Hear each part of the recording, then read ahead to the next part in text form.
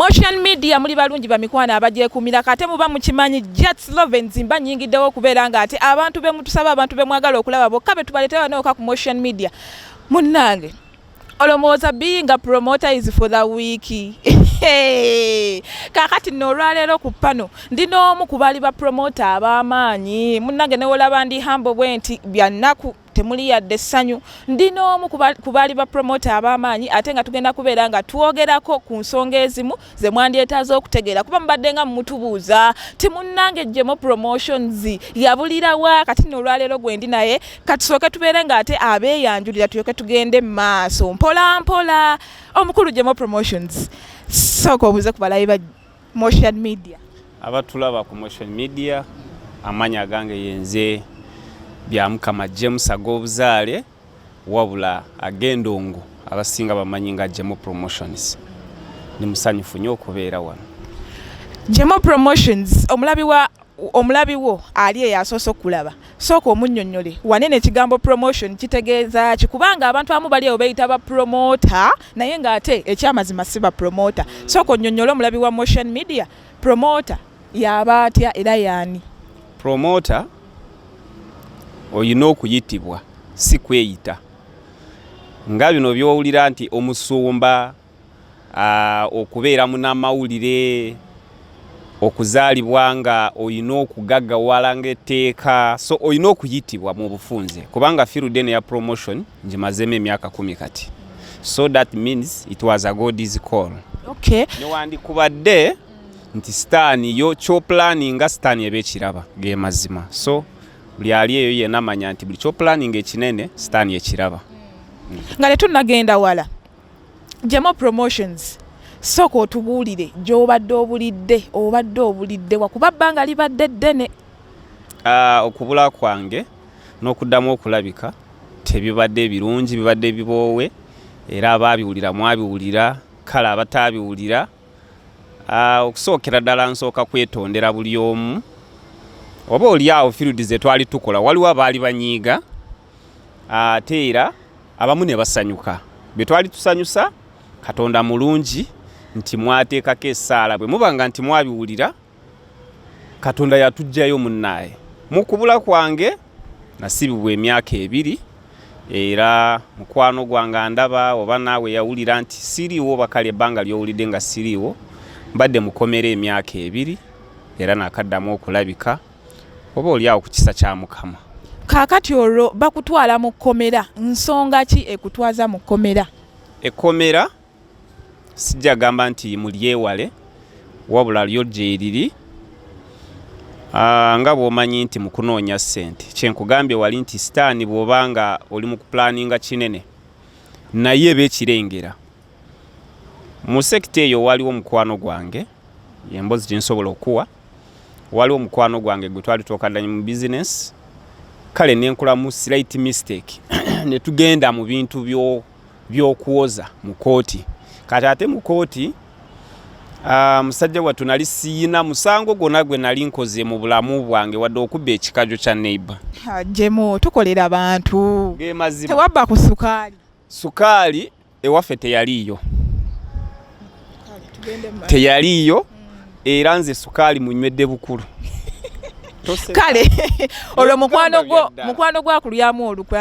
Mukwano gwange teyandyamu lukwe naye yali business era nensireitingako katono naye mu business eyo kale ne bijjamu emisango ate nga ye Katonda yali amwanukudde mu mangu nga muwadde kasente nga naye ayagala kumanya mazima kati mu mazima ago we nakwatibwa era amazima Katonda yamala n'agateeka ku meeza by that time nempoza emisango gyali emisango 4 okwali threatening violence, obtaining money by force, naye nge emirala oba gyali kyawo naye nga gyali 4 n'ensingako 3 ogumu gwe gwambonyaabonya mpaka emyaka 2 ogwa threatening violence.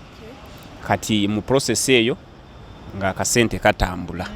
Olwo munnange omusango gukukka mu vvi oguwangula ovaayo mu kkomera tugendeko ku pointi y'endongo wali otuuseewa era n'okubeera nti wali like oli promoter wa bivulu omuntu ali eyo ku motion media ajja kwetaaga okumanya bivulu ki eby'amaanyi bye wali otegeseeko. Ebivulu byali eby'amaanyi ge mazima Katonda yatusaasira mu ntambula yange nali nsitambudde bubi era n'akasente nali nkafuna nali ntambudde n'abayimbi buli star w'eggwanga wano mu Uganda wano oba oli awo nali nkozeeko naye kubanga bwe nkugambye nti maze mu field emyaka 10 experience eyo y'amaanyi buli star yenna Eddie Kenzo, Shiba Kalungi, Fik Famaika, Dr. Jose Chameleone, Papa Misa Chisemakula banji so mu field eyo Katonda ali tantute bubi ge mazima buli star w'eggwanga ge mazima B2C banji ekyobomanya abayimbi banji ba promoter mu Uganda abayimbi bavayo ne babemulugunyako ne bagamba nti ba promoter mututegeka naye ate ekintu mwe musingo kifunamu muba temwagala ate kugabanira wakati ekintu kino okirowoozaako ki? Ekya promoter okufuna goba mukisa gwa Katonda oba kale enteekateeka nga bwezze by that time naye nga abayimbi basinga okufunamu si promoter ate bo bagamba mwe musingo bafunamu nedda si bwe kiri unless nga obudde buzinga bubi nga tomanyi time yo ng'omuyimbi naye omuyimbi yasinga okufuna kubanze nsobola otegeka ekivulu kimu kale nga tekizize bubi bayidadde nenfuna miliyoni 15 kangezese ku bunafu bwe twaliko naye omuyimbi asobola okuyimbira essaawa 3 ebivulu 3 oba ntegerekeka ng'omuyimbi omuwadde miliyoni 18 ani asinga okufuna oba kitegedde yes kati sobola gamba nti promoter yasinga okufuna lwakuba nti abayimbi abanafu nga bana bakatandika ekintu myaka 4 myaka 5 kudda wansi bo balabira ddala nga promoter alinga afuna na experienced artist akimanyi kyenjogerako yes nti waliwo ne wetutuuka ng'embeera eganye mu kivulu ng'olabira ddala abantu tebaliwo n'onyonyola omuyimbi ne mukaanya wezibanga nti bilode miliyoni 10 n'omugamba kankuweeko zino tujja kwebala nakkiriza naye bano abayimbi abatoto totaabo alabira ddala ng'olinga afunye n'adda mu kuyomba so ndowooza bye ba spreading amawulire ago.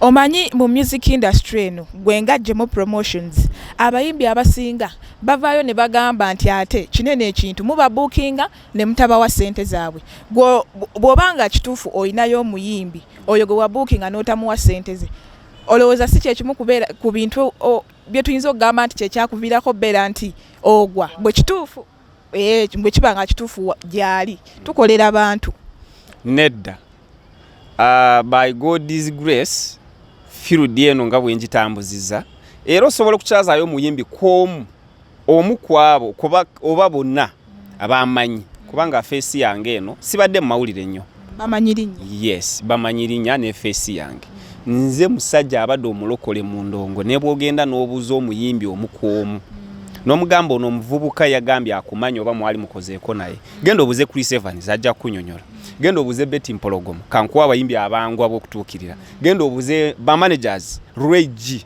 omubuuze nti kuba kati Ray G ye muyimbi ali wala mwana mu Uganda nti bwoba mu bookinga olina okumuwa ssente ze bw'aba atuuse ku venue n'ayimba n'agenda kati gwe mubuuze nti waliwo olunaku lwe mwali mukoze n'ejjemo n'abaako disappointment yonna gy'akukozesa nze omuyimbi bwe yatuukanga ku venue ssente ze kasita mugamba nti tugenda tandika sawa bwe ziti ssente ze yabanga nazo mu bbaaga ye yeso nze amazima nageekulembezanga nnyo era siina muyimbi yena gwe nsobola owayiriza nti ye yanviirako embeera eno wabula kye nsobola okugamba amasanyalaze gaali mangi ndowooza ne sitaani ng'agalaba yeso controlling amasanyalaze ndowooza nakyo kyankwatamuko n'okusinziira embeera nga bwe yali naye tewali muyimbi gwe oyogedde ku kintu ky'amasanyalaze mu industry eno gye tulimu mulimu abayimbi abamu abalinga gwe ba producer baani naye bavuddeyo ne bakonfessinga ne bagamba kituufu eddogo mweriri mu music industry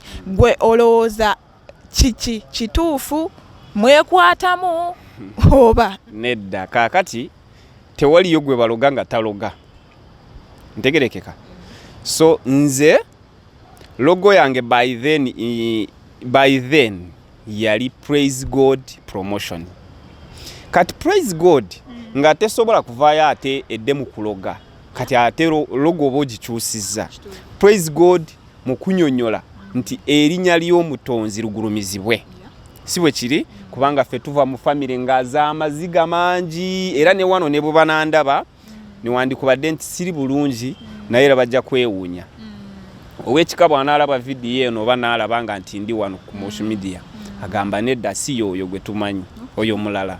So ebyokuloga tebiriyo era newange nze imagine nali n'akafiru ak'ebivulo ebigenda mu 3 olw'okuloga enkuba. Yes, ekyo kankikuwenga ekyokulabirako. Bano abagamba mpufe tuloga enkuba era nze nomanyi nyina emputu tewaliyo muntu Katonda gwakola naye nga munafu mu ndowooza. Yes, olina okubeera n'emputu Katonda n'alyoka n'alaba nti osobola. Kati nze olw'okuba nti nali nakola loge ya Praise God Promotions nga njagala nzikirize nti Katonda yatonda enkuba era yagitonyesa era bwe zibeera sente tujja zifuna. Once ono wayiru ndowooza omulogo we yalaga ku maanyi n'atonyesa enkuba era neetonya sente ne zifa saaloga. Yes, so ebyeddogo mu ndongo sibimanyi sina ne bongamba tamunyeere yetambula n'eddogo sibimanyi. Jemo Promotions embeera eno gy'olimu kati tunzike nga tugamba nti komera okuvayo bakuteeka mu komera wagenda okuvayo ng'ebintu byonna bikyankalanye. Ya komera kubanga ekomera by the way abavubuka abali eyabandaba ekomera libi mulyewale. Abasinga tugamba nti ekomera teryewalika naye challenge gye tufacinga gye emirimu gye tubeeramu. Oba oliawo lijja by accidentally nga tomanyi nga nze nga bwe nali kubanze ekyamazima mu field yange ne bwogenda n'okola research kubamu abamanyi tewaliyo omuntu gwe nali nze amanyiza. Mu bantu bonna be nali nkoze nabo tewaliyo omuntu yenna gwe nsobola okugamba nti ono. Naye ekomera lyangwako obugwi nga simanyi mukungwako nga bwe nkugambye nti nali sibbangako wadde n'esukaali mu nyumba lyanfectinga nnyo nga buli lwoyogera kasente kagenda era bw'oba omanyi nti okyali mwavu weewala emisango. Saba nnyo Katonda akusaasire emisango obeere wala nagyo kubanga ogenda kwavuwala odde mu kuloga nga bw'ogambye naye ng'ekyamazima nga Katonda ali mu kugezesa. Kati nze ekkomera ekyamazima lyangezesa nnyo nnyo nnyo era nga nsinziira wano okusaba ku buyambi. Awo wennyini omulabi wa Motion Media olina Jats Lovens ate nga mukwano tulina Jemo Promotions omu ku bapromota abali ab'amaanyi era ng'embeera gy'alimu tewoomya nakabululu ng'Omuganda bw'agamba katukomewo tweyongereyo. So omulabi ali ku Motion Media tukyagendera ddala maaso ne Jemo Promotions eyali promoter ow'amaanyi mu ggwanga nga bw'atugambyeko emabega awo atugambye nti mu kusooka baali bamuyita Praise God what? Praise God Promotions. Praise God Promotions. Ate nga tulaba nti azze ategeka abayimbi baffe bano ab'ebidansolo kati mukwano twagala atubuulire okubeera nga ate yeyita Praise God Promotions ate n'ategeka ab'ebidansolo eyinza obba nga y'emu ku nsonga ezaamuviirako okugwa byonna kaabitunnyonnyole.